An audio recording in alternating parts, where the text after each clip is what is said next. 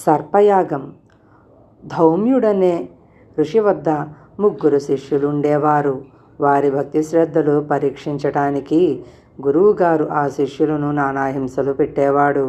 నిర్దయుడైన ధౌమ్యుడి వద్ద శిష్యుడిగా వెట్టి చాకిరీ చేసి వేదుడనేవాడు చదువు పూర్తి చేసి వివాహమాడి ఆశ్రమం ఏర్పాటు చేసుకుని శిష్యులను చేర్చుకున్నాడు. అయితే అతను గురువు ఆశ్రమంలో అష్టకష్టాలు పడ్డాడేమో, తన శిష్యులకు ఒక్క పని చెప్పక ఎంతో చక్కగా చూస్తూ వేదశాస్త్రాలు నేర్పుతూ వచ్చాడు. వేదుడి శిష్యులలో ఉదంకుడనే వాడొకడుండేవాడు. ఇతను చదువు పూర్తి చేసి పెళ్లి చేసుకోవడానికి గురువుగారి అనుమతి పొందినవాడై, అయ్యా, నాకు గురుదక్షిణ ఇవ్వాలని ఉంది, ఏమి ఇయ్యమంటారు అని అడిగాడు. నాకు తెలియదు, నా భార్య ఏం కావాలంటుందో అడుగు అన్నాడు వేదుడు. గురుపత్ని ఉదంకుడితో, మరి 4 రోజులకు నేను పుణ్యక వ్రతం చేద్దామనుకుంటున్నాను. పౌష్యుడనే రాజు భార్య వద్ద కుండలాలు ఉన్నాయి, వాటిని తెచ్చి ఇచ్చావో అవి ధరించి వ్రతం చేసుకుంటాను అన్నది. అలాగేనని ఉదంకుడు పౌష్యుడి వద్దకు బయలుదేరి ఆయనతో తాను వచ్చిన పని చెప్పాడు. రాజు అతనితో, నా భార్య అంతఃపురంలో ఉంటుంది, ఆమెనడిగి కుండలాలు తీసుకోవచ్చు అన్నాడు. ఉదంకుడు పౌష్యుడి భార్య వద్దకు వెళ్ళి తన గురుదక్షిణ సంగతి చెప్పి గురుపత్ని కోసం కుండలాలు అడిగాడు. ఆమె సంతోషిస్తూ కుండలాలు అతనికి ఇస్తూ, అయ్యా, ఈ కుండలాల మీద తక్షకుడు కన్ను వేసి ఉంచాడు, వాటిని అతడి పాలవకుండా ఎలా కాపాడుకుంటావో అని హెచ్చరించింది. కుండలాలు పుచ్చుకుని ఉదంకుడు పౌష్యుడి వద్దకు వచ్చి, రాజా, నేను వచ్చిన పని అయ్యింది, వెళ్ళి వస్తాను అన్నాడు. నీ వంటి అతిథి రాక వచ్చి భోజనం కూడా చేయకుండా వెళ్ళటమా? నా ఆతిథ్యం స్వీకరించాలి అన్నాడు పౌష్యుడు. ఉదంకుడు సమ్మతించి భోజనానికి కూర్చున్నాడు. అన్నంలో వెంట్రుక వచ్చింది. తనకు అశుచిగా భోజనం పెట్టించాడని ఆగ్రహించి ఉదంకుడు పౌష్యుణ్ణి గుడ్డివాడవు కమ్మని శపించాడు. ఆ బ్రాహ్మడు నన్ను అకారణంగా శపిస్తాడా అని రాజు ఎదురు శాపం పెట్టి, నీకు సంతులేక పోవుగాక అన్నాడు. అంటే నీకు పిల్లలు పుట్టరుగాక అని చెప్పి శపించాడు. ఆ కారణంగా ఇద్దరూ తొందరపడ్డారు. అన్నంలో వెంట్రుక వచ్చినంత మాత్రాన ఉదంకుడు రాజును శపించనవసరం లేదు. ఉదంకుడు వెంట్రుక చూపుతున్నప్పటికీ గమనించక ప్రతిశాపం ఇవ్వటం రాజుది పొరపాటే. ఇద్దరూ పశ్చాత్తాపడ్డారు. ఉదంకుడు తన శాపాన్ని ఉపసంహరించాడు. కానీ అలా తన శాపాన్ని ఉపసంహరించే శక్తి పౌష్యుడికి లేకపోయింది. ఉదంకుడు రాజు చేత శాపం పొంది కుండలాలు పుచ్చుకొని అరణ్య మార్గాన గురువుగారి ఆశ్రమానికి వస్తుండగా ఒక చెరువు వచ్చింది. ఆచమనం చేద్దామనే ఉద్దేశంతో ఉదంకుడు కుండలాలను చెరువు గట్టున ఒక చోట పెట్టి నీటి వద్దకు వెళ్ళాడు. అతను అలా వెళ్ళగానే తక్షకుడు వాటిని కాస్త సంగ్రహించేశాడు. ఈ తక్షకుడు దిగంబర మానవ రూపంలో కాసేపు కనిపిస్తూ కాసేపు కనిపించకుండా ఉదంకుడి వెంట వస్తూనే వచ్చాడు. తక్షకుడు కుండలాలు తీసుకున్న మరుక్షణమే ఉదంకుడు పరిగెత్తుకుంటూ వచ్చి పారిపోతున్న తక్షకుణ్ణి పట్టుకున్నాడు. కానీ తక్షకుడు అంతలోనే పాముగా మారి అక్కడ ఉన్న ఒక బిలంలో దూరి నాగలోకంలో తన ఇల్లు చేరుకున్నాడు. ఉదంకుడు పట్టుదలతో ఆ బిలాన్ని తవ్వుకుంటూ పాతాళంలో ఉండే నాగలోకానికి వెళ్ళాడు. అక్కడ కనిపించిన నాగులందరికీ దండాలు పెట్టాడు. అయితే ఒక్కరూ అతనికి కుండలాలు తిరిగి పెంచలేదు. అతను చుట్టూ కలయజూశాడు. అతనికి కొన్ని వింతలు కనిపించాయి. ఒకచోట 2 స్త్రీలు తెల్ల పోగులతోనూ నల్ల పోగులతోనూ ఒక బట్ట నేస్తున్నారు. మరొక చోట 6 పిల్లవాళ్ళు 12 ఆకులు గల చక్రాన్ని తిప్పుతున్నారు.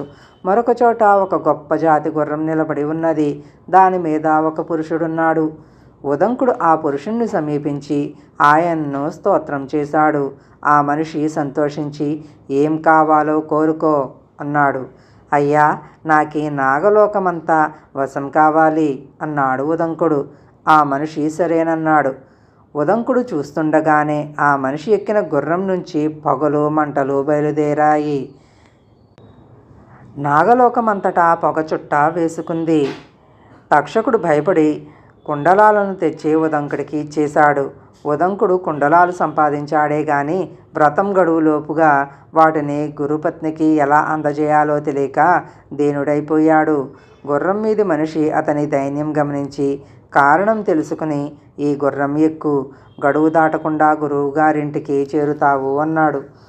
ఉదంకుడు ఆ గుర్రాన్ని ఎక్కి గురువుగారి ఇంటికి వెళ్ళి తరుణం మించిపోకుండానే గురుపత్నికి కుండలాలు అందించాడు. తరువాత ఉదంకుడు తన గురువుగారితో జరిగినదంతా చెప్పి తాను నాగలోకంలో చూసిన దృశ్యాలను వాటికి అర్థాలను అడిగాడు.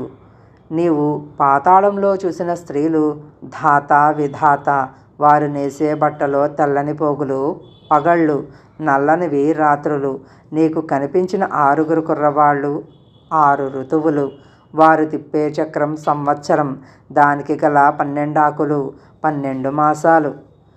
నీకు గుర్రం మీద మనిషి కనిపించాడే, ఆ మనిషి పర్జన్యుడు, ఆయన ఎక్కిన గుర్రం అగ్నిదేవుడు అన్నాడు వేదుడు. ఉదంకుడు గురువు దగ్గర సెలవు పుచ్చుకుని బయలుదేరాడు. అతనికి తక్షకుణ్ణి తలుచుకున్నప్పుడల్లా మండిపోతున్నది.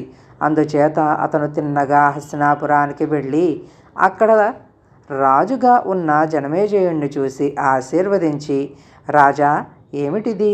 నీ ముఖ్య ధర్మాన్ని నిర్వర్తించకుండా ఇలా ఎంతకాలం తాత్సారం చేద్దామనుకున్నావు అని మందలించాడు. జనమేజయుడు ఆశ్చర్యపడి, మునీశ్వర, నేను రాజ్యపాలనలో కానీ క్షత్రియ ధర్మంలో కానీ ఏ లోపము రాకుండా పరిపాలన సాగిస్తున్నానే. అయినా నా వల్ల జరగవలసినది ఏదైనా ఉంటే ఆనతి ఇయ్యండి అన్నాడు. ఉదంకుడు జనమేజయుడికి తన కథ అంతా చెప్పి, నేను గురుపత్నికి కుండలాలు తెచ్చేటప్పుడు పాపిష్టి తక్షకుడు నన్నిన్ని పాటలు పెట్టాడు. అసలు మీ తండ్రిని కాటు వేసి చంపింది ఈ తక్షకుడా కాడా? కశ్యపుడు నే బ్రాహ్మణుడు అమోఘమైన తన ఔషధంతో మీ తండ్రికి సర్పవిష ప్రమాదం లేకుండా చేద్దామని వస్తుంటే అతన్ని దారిలో అడ్డగించి అంతులేని ధనం లంచం పెట్టి పంపివేసినాడు తక్షకుడు కాదా? ఆ తక్షకుణ్ణి నాగకులాన్ని భస్మం చేయటానికి వెంటనే సర్పయజ్ఞం ఆరంభించు అన్నాడు. జనమేజయుడికి తన తండ్రి మరణ వృత్తాంతం తెలియదు. ఆయన మంత్రులతో ఇదంతా ఎలా జరిగింది అని అడిగాడు. వారు అతనికి జరిగిన వృత్తాంతం అంతా చెప్పారు. అర్జునుడి కొడుకైన అభిమన్యుడు భారత యుద్ధంలో మరణించిన నాటికి అతని భార్య అయిన ఉత్తర గర్భవతిగా ఉన్నది. అశ్వత్థామ అపాండవం చేస్తానని బ్రహ్మశిరోనామాస్త్రం వేసినప్పుడు కృష్ణుడి దయ వల్ల ఉత్తర గర్భానికి ప్రమాదం తప్పింది. ఆమె పరీక్షిత్తును కన్నది. అతడు కృపుడి వద్ద విద్య నేర్చి పెద్దవాడే రాజ్యానికి వచ్చి అందరికీ తృప్తికరంగా రాజ్యం చేస్తూ వచ్చాడు. పరీక్షితుడికి వేట అంటే చాలా ఇష్టంగా ఉండేది. ఒకనాడాయన చాలా మృగాలను వేటాడి తన చేత దెబ్బతిని పారిపోయిన మృగాన్ని వెతుక్కుంటూ అరణ్యంలో సమీకుడనే ఋషి తపస్సు చేసుకుంటున్న చోటికి వచ్చి, మునీశ్వర, నా చేత దెబ్బతిన్న మృగం ఇటుగా పరిగెత్తుకుంటూ వచ్చింది. అది ఏ దిక్కుగా వెళ్ళిందో తెలిస్తే చెప్పండి అని అడిగాడు. శమీకుడు మౌనవ్రతం వహించి ఉండటం చేత పరీక్షితుడికి సమాధానం చెప్పలేదు.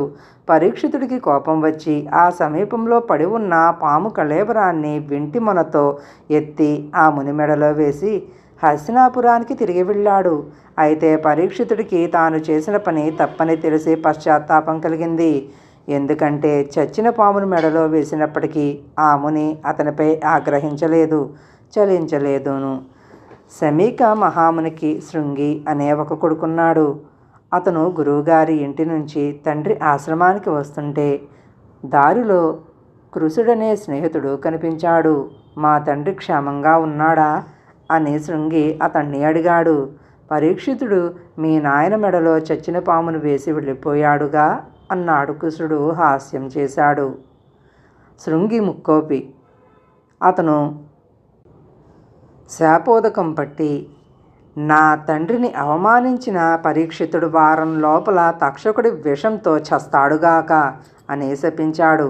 తరువాత శృంగి తండ్రి వద్దకు వెళ్ళాడు. చచ్చిన పాము ఇంకా ఆయన మెడలో వేలాడుతూనే ఉంది.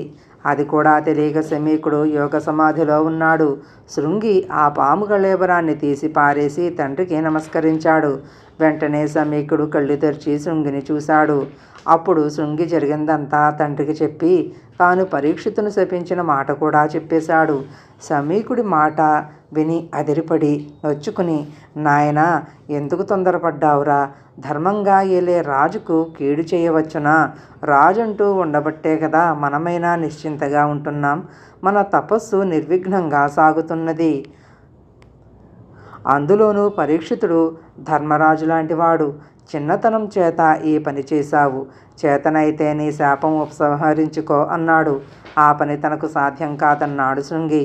అప్పుడు శమీకుడు తన శిష్యులలో గౌరముఖుడనే వాణ్ణి పిలిచి, నీవు పరీక్షితుడి వద్దకు వెళ్ళి కుశల ప్రశ్నలు వేసి సావధానంగా శాపం గురించి తెలిపి తక్షకుడి బారి పడకుండా తప్పించుకునే ఉపాయాలుంటే చూసుకోమను. ఈ మాట చెప్పి వచ్చేయి అన్నాడు. గౌరముఖుడు అన్ని విషయాలు పరీక్షితుడికి సవినయంగా చెప్పి తిరిగి వచ్చేశాడు.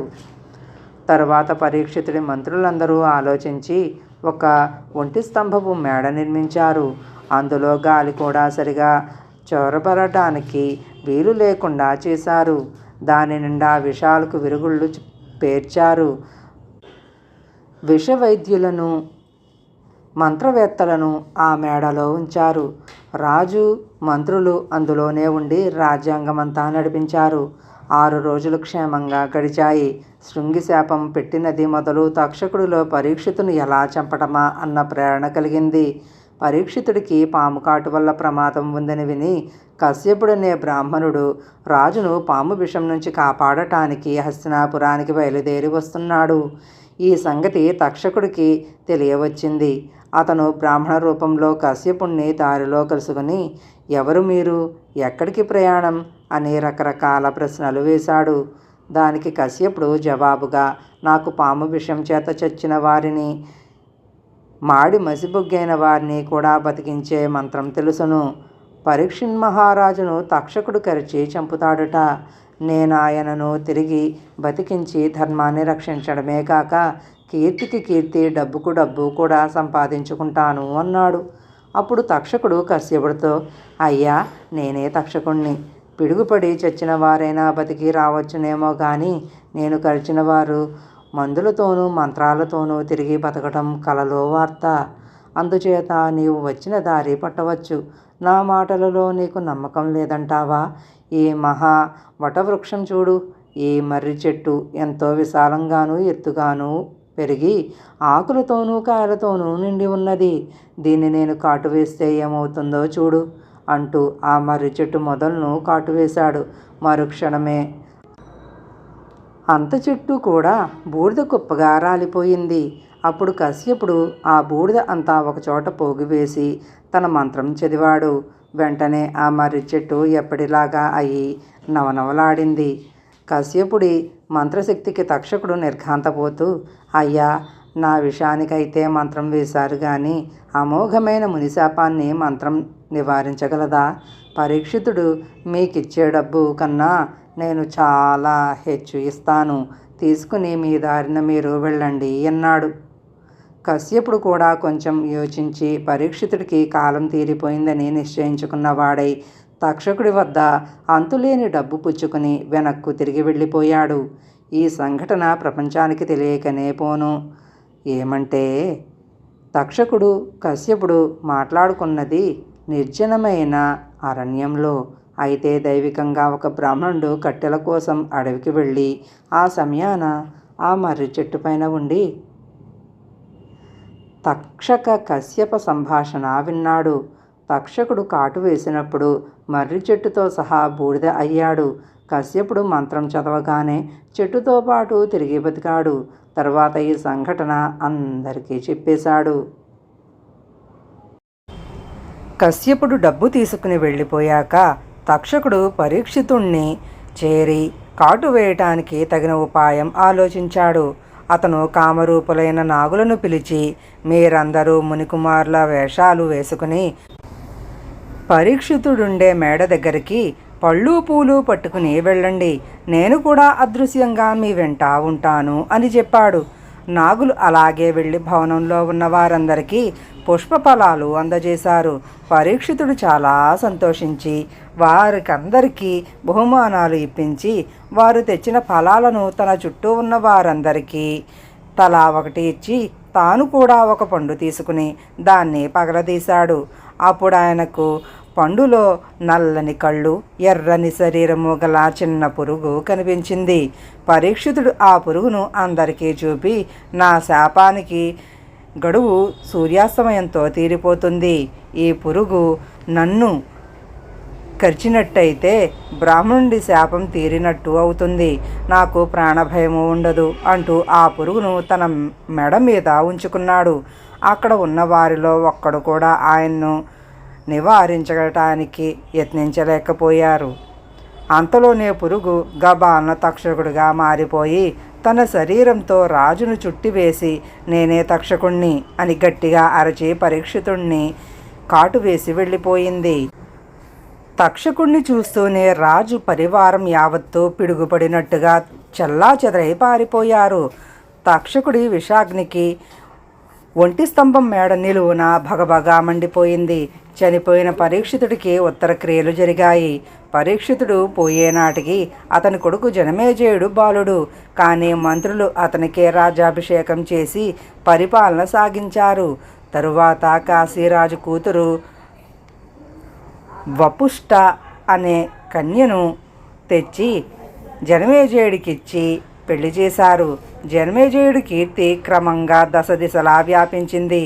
జనమేజయుడికి మంత్రులు ఈ విషయాలన్నీ చెప్పి, మహారాజా, తక్షకుడు మీ తండ్రి గారికి చేసిన ద్రోహం గురించి బాగా ఆలోచించి ఈ ఉదంక మహామునికి తృప్తి కలిగేలాగా చెయ్యండి.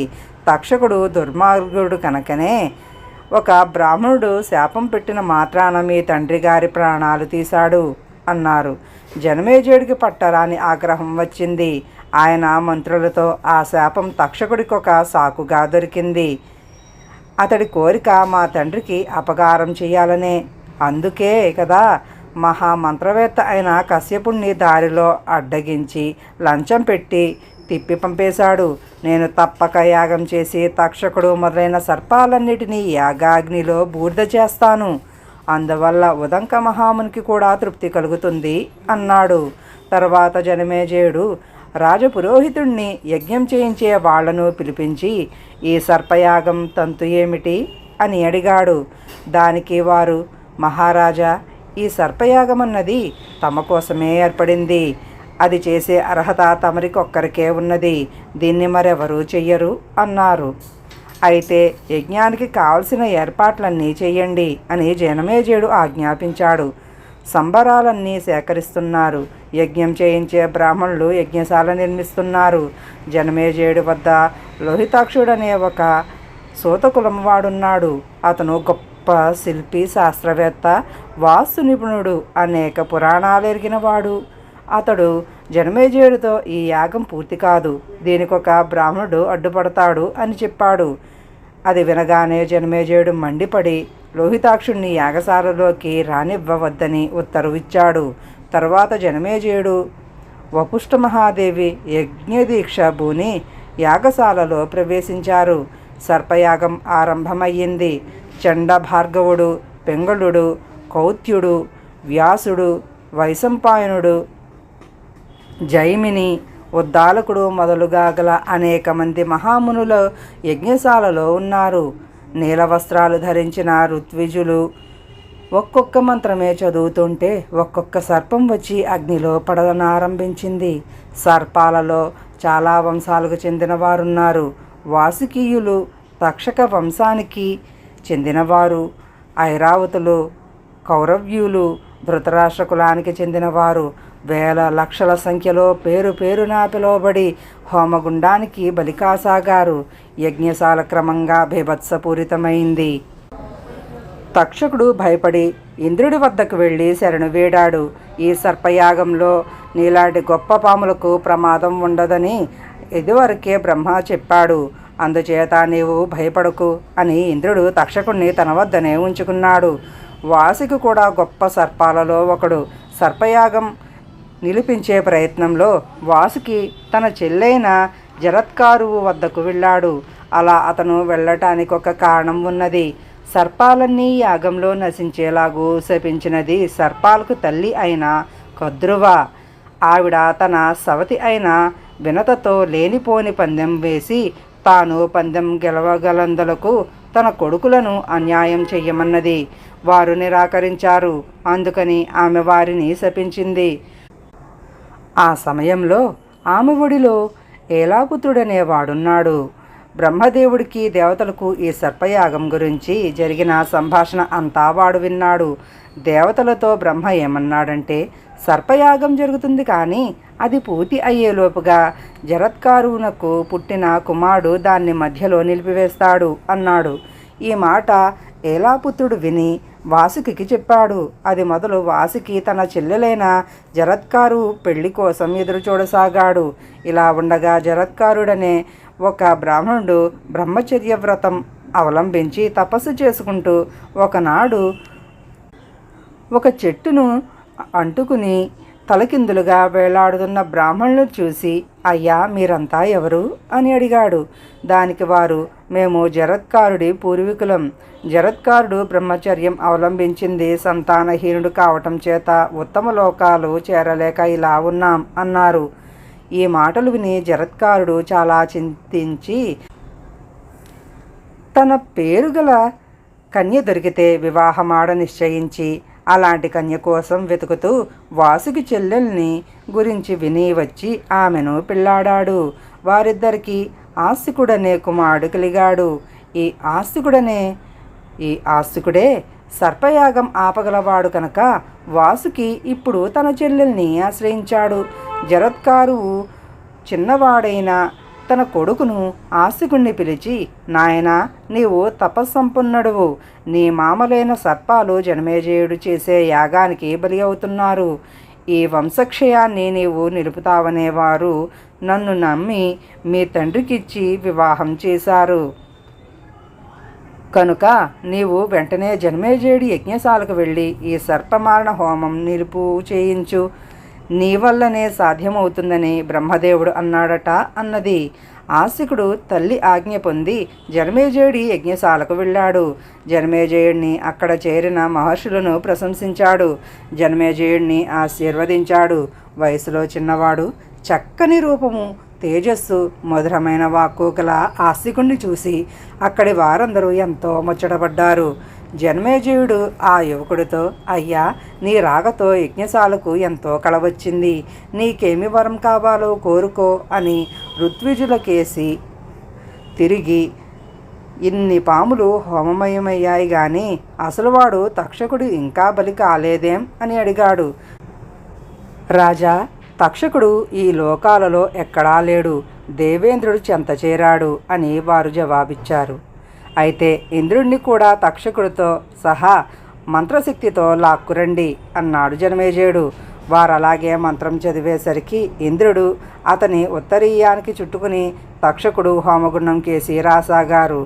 అప్పుడు ఇంద్రుడు తక్షకుణ్ణి తన బట్ట నుంచి వదిలించుకుని తాను మాత్రం తప్పుకుని వెళ్ళిపోయాడు.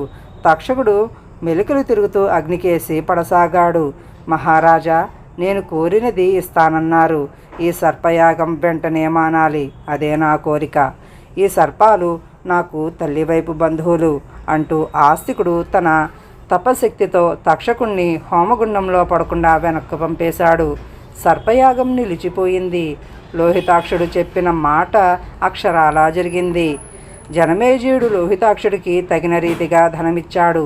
యజ్ఞంలో పాల్గొన్న సదన్యులందరికీ ఘనంగా దక్షిణలిచ్చాడు. యాగదీక్ష విరమిస్తూ అపభృత స్నానం చేశాడు. తరువాత జనమేజయుడు ఆస్తికుడితో, అయ్యా ఇప్పుడు నీకు సంతృప్తి కలిగింది కదా, నేను అశ్వమేధయాగం చెయ్యబోతాను. దానికి నీవు తప్పక సదన్యుడిగా రావాలి అంటూ అతనికి మంచి సన్మానం చేసి పంపేశాడు.